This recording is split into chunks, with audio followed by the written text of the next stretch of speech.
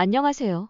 저희는 딥러닝을 통한 고혈압 발병 예측에 대해 발표할 순천향대학교 의료-IT학과 신화창조입니다. 안재혁 교수님의 의학용어 강의 수강 중 논문 분석을 위해 이 영상을 제작하게 되었습니다. 본 발표는 연구 배경 및 목적, 연구 방법 소개, 연구 방법, 특징, 분석 결과, 결론으로 구성되었습니다. 논문 연구 배경에 들어가기 전 논문을 간단하게 소개하겠습니다. 저희가 선정한 논문의 제목은 Predicting Hypertension Answer from Longitudinal Electronic Health Records with Deep Learning으로 2022년 12월에 게재되었습니다. 이제 논문의 연구 배경에 대해 설명하겠습니다. 최근 몇 년 동안 전자 건강 기록 데이터 EHR의 2차 사용은 만성 질환의 연구 기반 관리를 개선하는 데 중요한 역할을 해왔습니다. 특히 EHR의 시간 데이터는 시간 경과에 따른 환자의 건강 상태를 추적하고 머신러닝이나 딥러닝 방법과 결합하여 만성 질환을 관리합니다. 최근 EHR 데이터의 특성을 해결할 수 있는 딥러닝 아키텍처는 다양한 임상 예측에 대해 좋은 결과를 보여주었습니다. 연구의 목적은 최근 잠재력을 보인 딥러닝 알고리즘 중 최신 알고리즘인 장단기 기억 네트워크 및 EHR을 사용하여 하이퍼텐션 발병을 예측하는 것입니다. 이를 위해서 개별 임상 사건과 발생 순서를 고려하는 장단기 기억 네트워크, LSTM 네트워크라고 하는 딥러닝 모델을 사용하였습니다. LSTM을 사용하고 EHR의 시간적 측면을 활용하면서 EHR에 존재하는 환자 개인의 임상 데이터와 병력을 이용하여 하이퍼텐션 발병을 예측하는 방법을 다루었습니다. 연구에서 하이퍼텐션이 시작되기 전에 두 개의 다른 시간대를 실험하고 모델 성능에 미치는 영향을 평가하였습니다.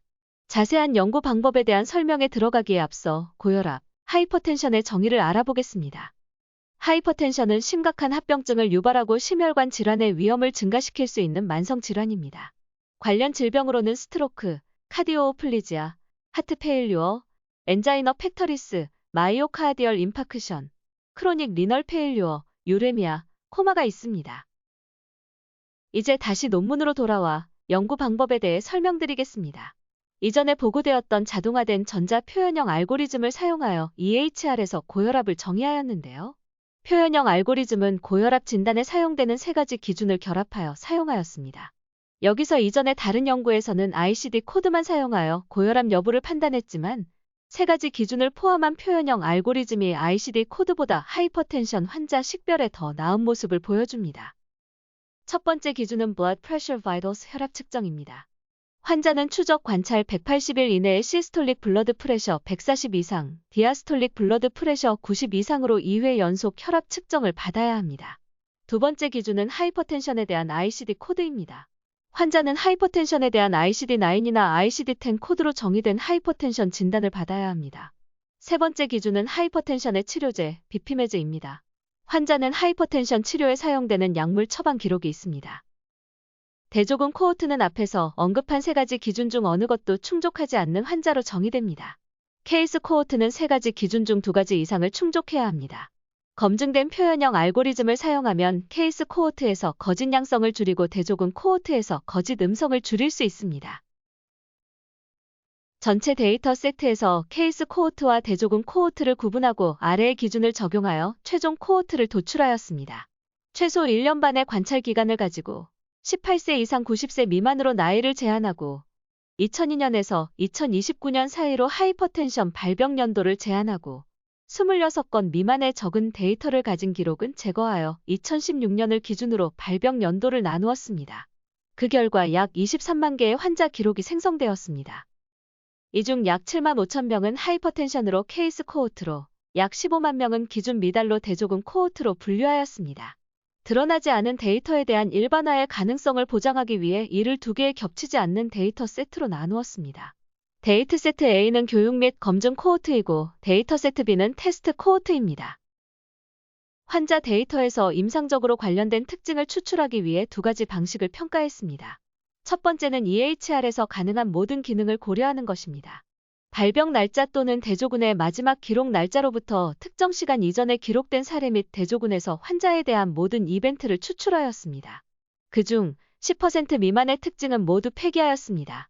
74개의 실험실 값과 11개의 활력 징후 및 46개의 의료 절차를 선택하였고 실험실 값과 바이탈 사이는 최소, 최대 및 중앙값 기능으로 집계되었습니다.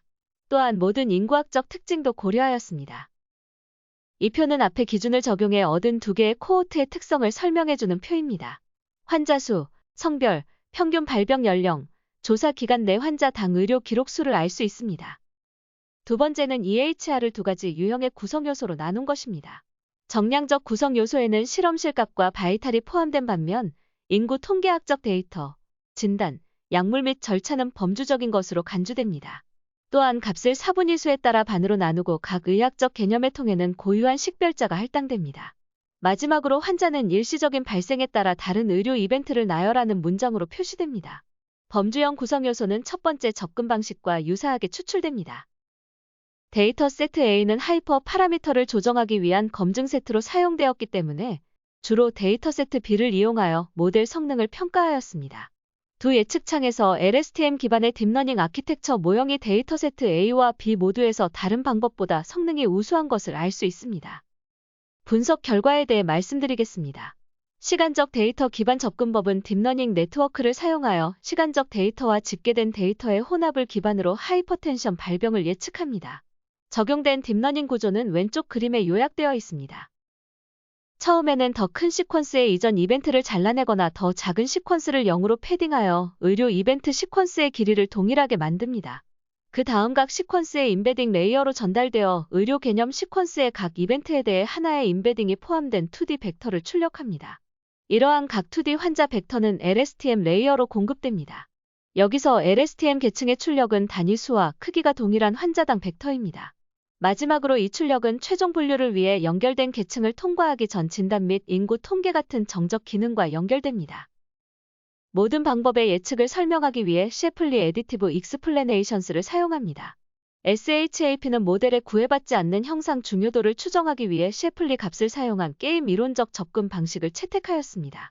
셰플리 값은 주어진 전류가 형상값의 집합, 다른 형상과의 상호작용 맥락에서 단일 형상이 실제 예측과 평균 예측 사이의 차이에 얼마나 기여하는지를 나타냅니다. 값이 높을수록 모형 예측에 미치는 영향이 큽니다. 딥러닝 모델의 경우 시간적, 정량적 구성 요소가 속한 4분위 수를 기준으로 4가지 범주로 분류되었다는 점에 유의해야 합니다. 따라서 실험값 중성지방 높음에 해당하는 평균 절대 셰플리 값은 평균적으로 중성지방의 높은 값을 갖는다는 것이 예측에 어떠한 영향을 미쳤는지 나타냅니다. XGBoost 모델에서 정량적 특징은 다양한 집계 전략으로 집계된 모델에 공급됩니다. 여기서 사용된 다른 두 개의 집계 전략은 중위수와 최소값이고 범주형 구성 요소는 두 모델 모두 동일한 방식으로 제공되었습니다.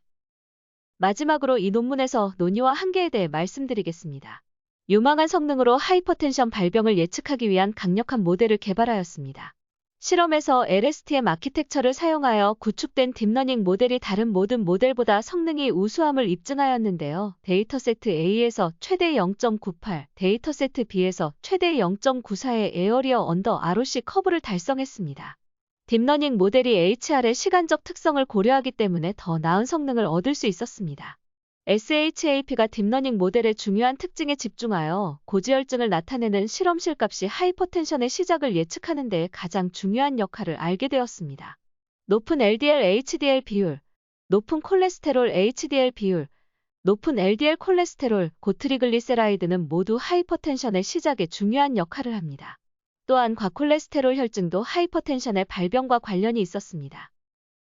본 실험에서 한계점은 하이퍼텐션을 진단하기 위한 지침과 기준이 시간이 지남에 따라 변하고 있고 이러한 변화는 모델의 재교육이 필요하다는 것입니다.